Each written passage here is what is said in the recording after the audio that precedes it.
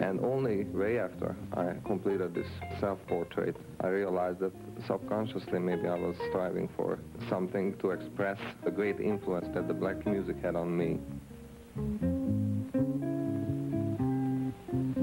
And all of a sudden we heard this guitar music coming from the lounge. There was hardly anyone there, but there was a guitarist who was playing incredibly. Then the leader introduced him and said he had just come from Hungary. So we went back again to hear him, and again, and eventually.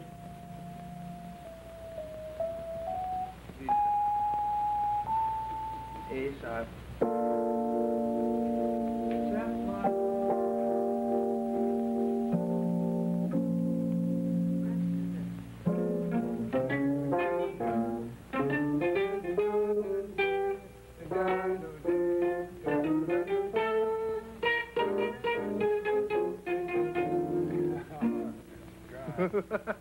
That was great. I loved it. Walking shoes. Walking shoes. Right. With Chico with those terrible bass drums. Try it slower anyway. Okay.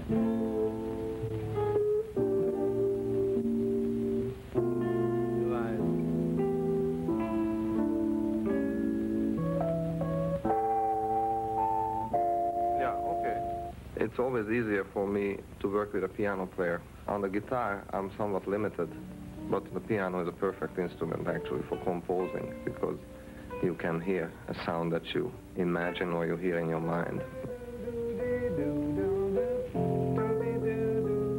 You know, wait for the chord on that one. And if a piano player is sensitive enough to know what I'm trying to do or what I am all about, he can be of great help in composing.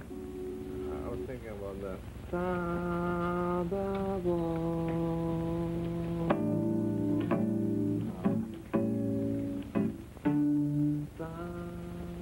Bar.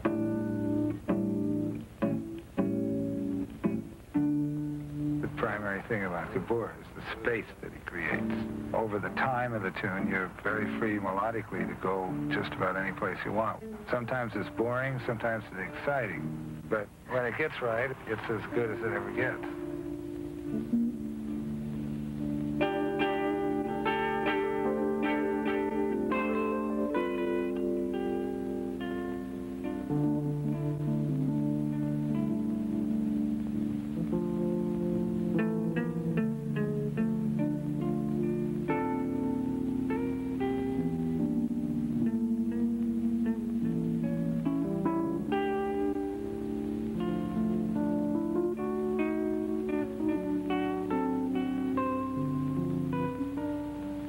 Gabor's brilliance is based on his self-image of himself, of somebody who carries the seed of European royalty in his blood, in his soul, in his bones. And you only run into that kind of thing when you run into those kind of people that are destined to walk in the spaces where the rest of us would look like idiots and fools if we walked there.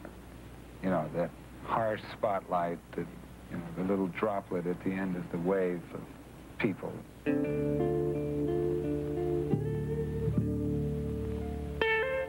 music always stays the same no matter who comes and goes. Never mind about the unethical aspects of the situation. He still has the ability to draw people to him, including myself. He's just not adept politically, so things get loose, and pretty soon there's too many personalities and too small of a space, and something's got to change. He's not able to become a leader like Willie Bobo or Miles Davis. Hey, no, when we get to letter B, I want it to be, but don't, and really lay it on you. You know, you have no choice. With Gabor, you have nothing but choice. Like, he will judge you on what you come up with at letter B. But he'll never tell you he's judged you. So if you're sensitive enough to know that you're being judged, that can be the worst possible situation. But playing with Gabor is worth the risk. Now to start off the tune. What I do is I look at you and I say this.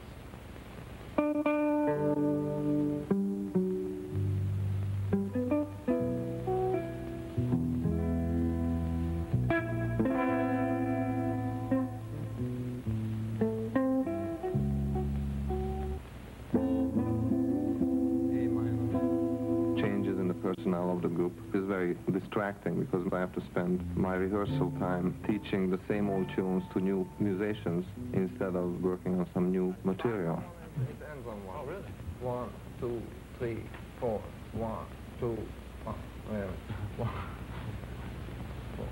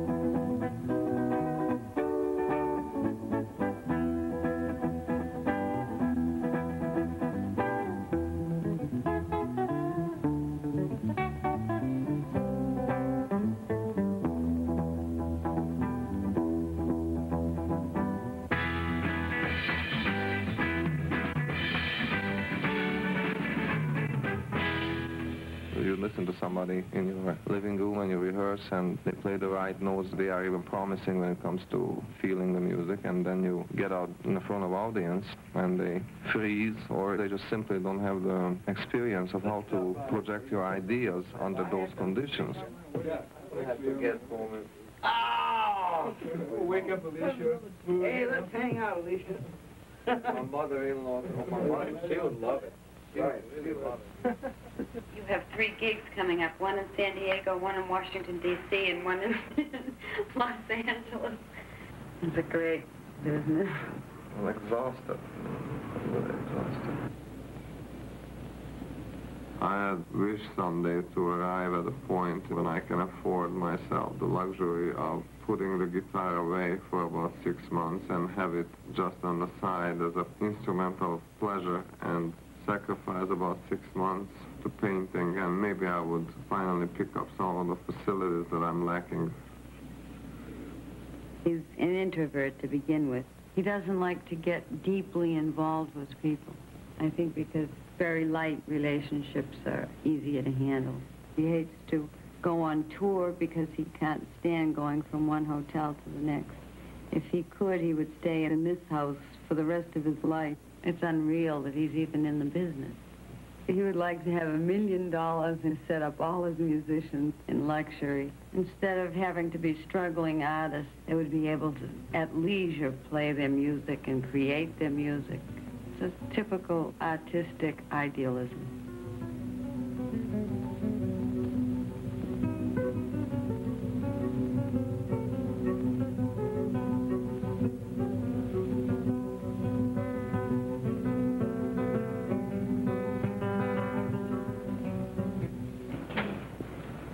You weren't very enthusiastic with them today, were you? No.